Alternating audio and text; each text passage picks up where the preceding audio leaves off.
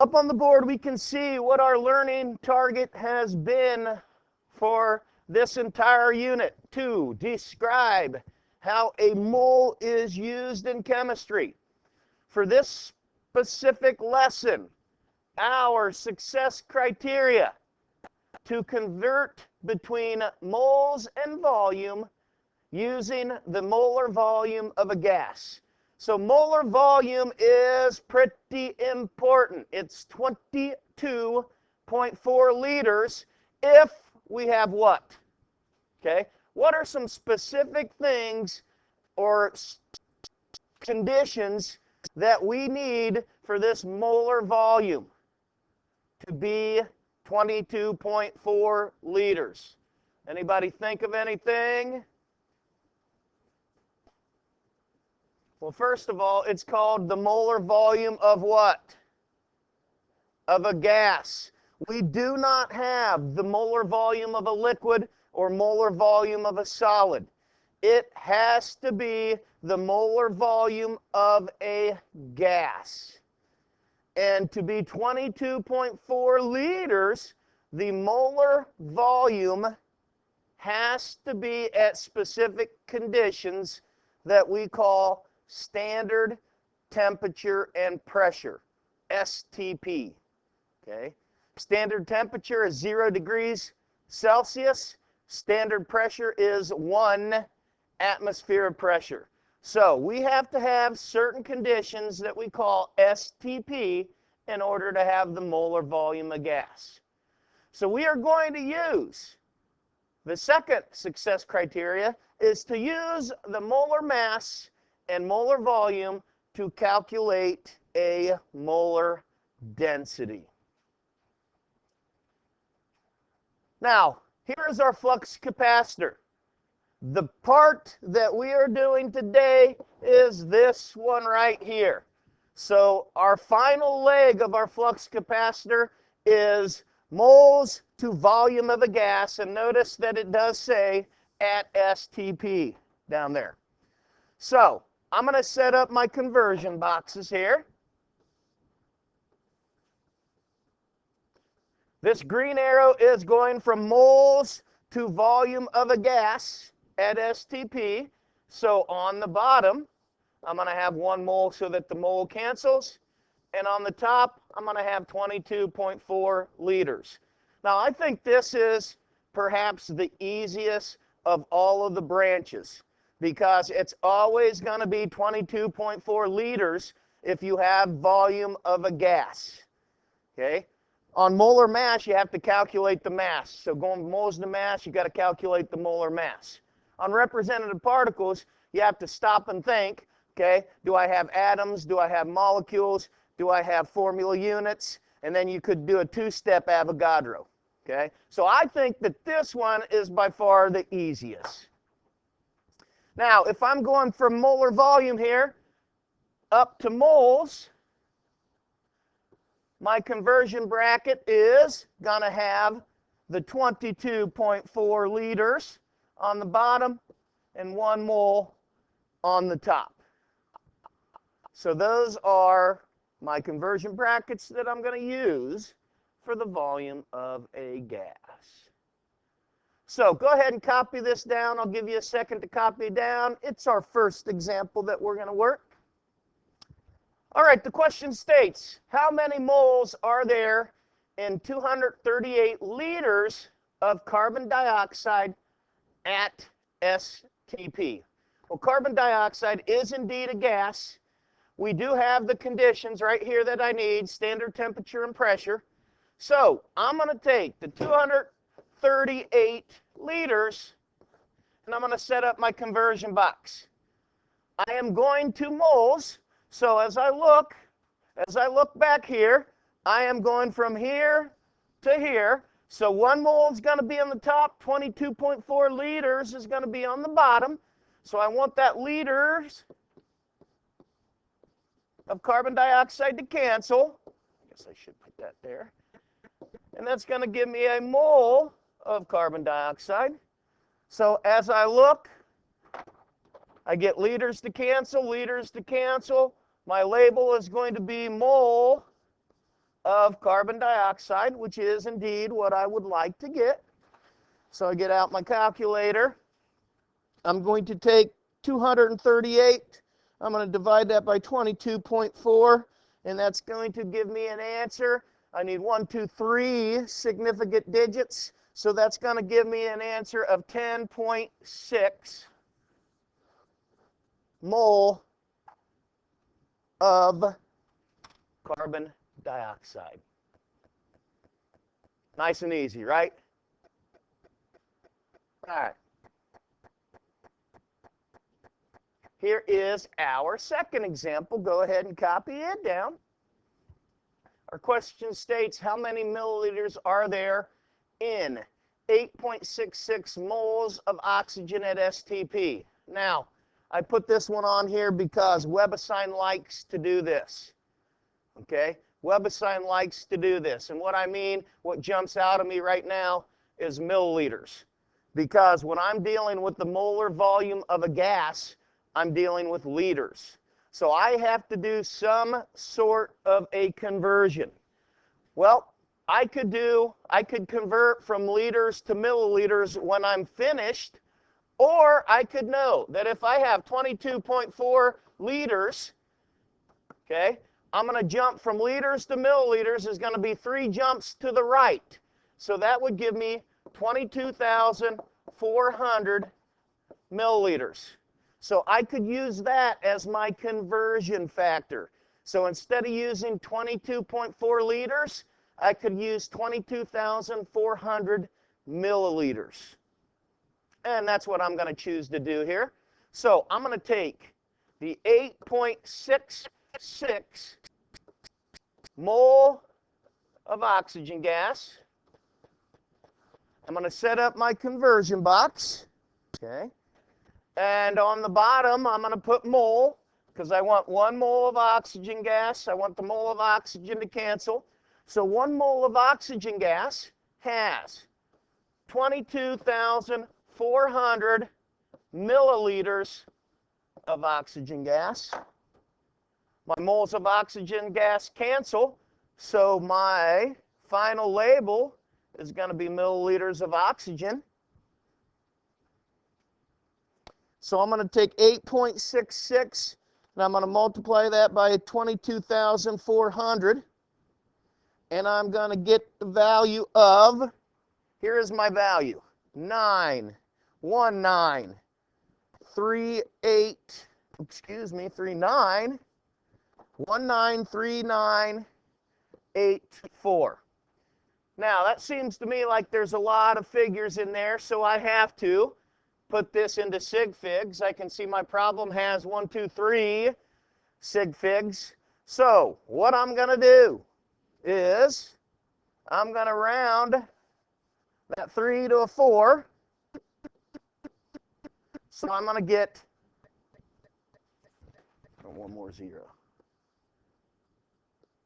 194,000 milliliters, or with this question right here, I would probably put this into scientific notation, 1.94 times 10 to the 1, 2, 3, 4, 5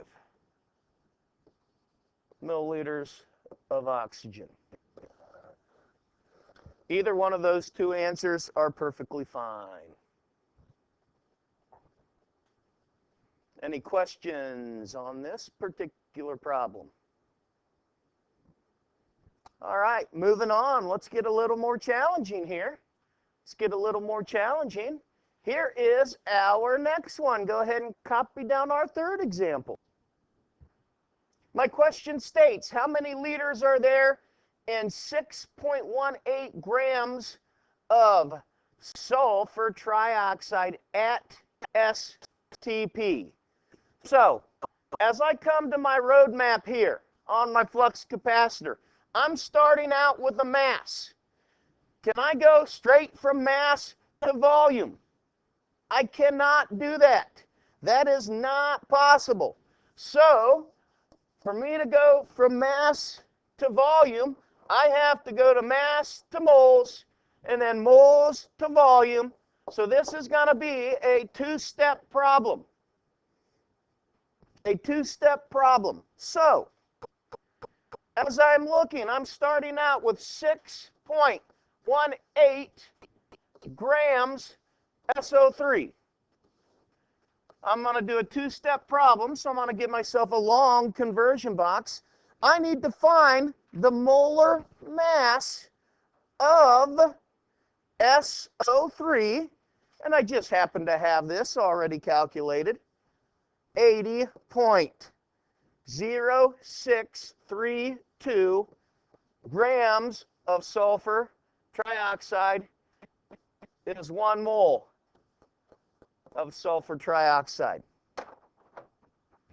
So as I do that, I get the grams of sulfur trioxide to cancel out. I've now converted that into moles, correct? Correct? All right, good.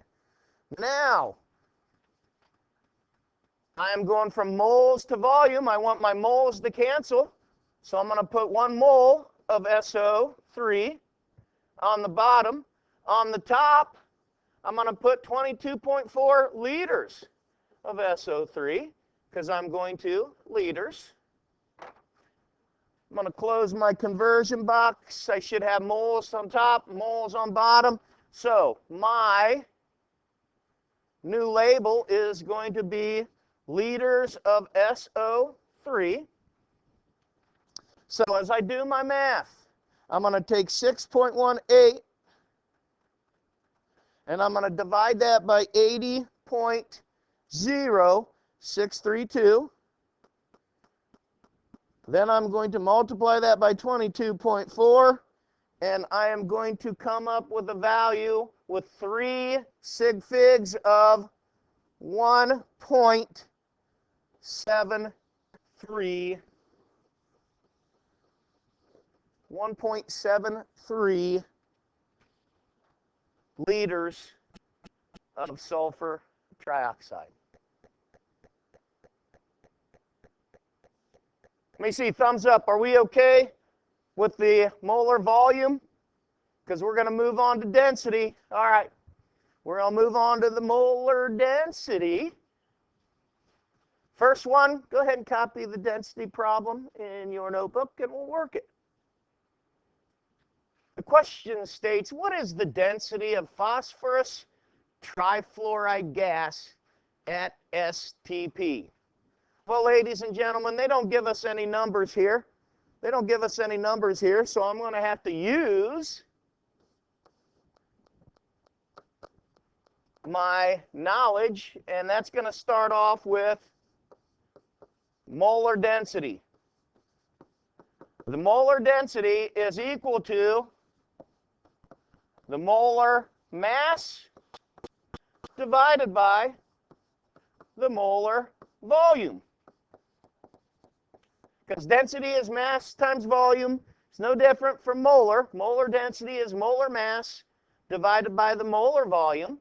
Now, I have to figure out what I'm dealing with, so I have to be able to name this phosphorus trifluoride. So I have phosphorus PF3, phosphorus trifluoride. So the first thing I need to do is I need to get the molar mass of phosphorus trifluoride. When I calculated that out, I came up to a value of 87.969 grams per mole. Molar volume, I have a gas. It is indeed at STP. So my molar volume is going to be 22.4 liters. So when I do my calculations, my final label is going to be grams per liter. I take 87.969 and I divide that by 22.4 liters. That gives me a value. Give me a second, something's not right here. 87.969 divided by 22.4 gives me a value of, that's a little bit better, 23.93 grams per liter. So this is PF3. That would be my molar density for the phosphorus trifluoride. So they didn't give me any numbers, but based on my periodic table, I could use the molar mass and the molar volume. Now, since they didn't give me any numbers, I had to look at sig figs based on these two numbers. And obviously, 22.4 only has 3 significant digits. Okay? The molar mass had 5, so I took the lower value. Questions? All right, go ahead and copy our final example down, and we'll work it here in a bit. What is the molar mass of the unknown gas that has a density of 0.7910 grams per liter at STP? Okay, well, I do know that I have a gas. I do know that it's at STP, so I can use my molar volume. Okay, density is mass over volume. I manipulated it a little bit. I'm trying to find mass, so I manipulate my density equation, and I see that mass is density times volume. Well, what is my density? 0.7910 grams per liter. Notice that there are 4 sig figs there. 4 sig figs there. 22.4 liters is my volume. I get my liters to cancel, so my final answer is going to be grams. It's an unknown gas, so I don't know grams of what. But I'm going to take 0.7910, and I'm going to multiply that by 22.4 liters. And I have 1, 2, 3, 4 sig figs, so I get 17.72 grams would be my molar mass of this unknown gas. Give me a thumbs up on density. We're good with it? Because you'll be working some today. We all right? Sweet.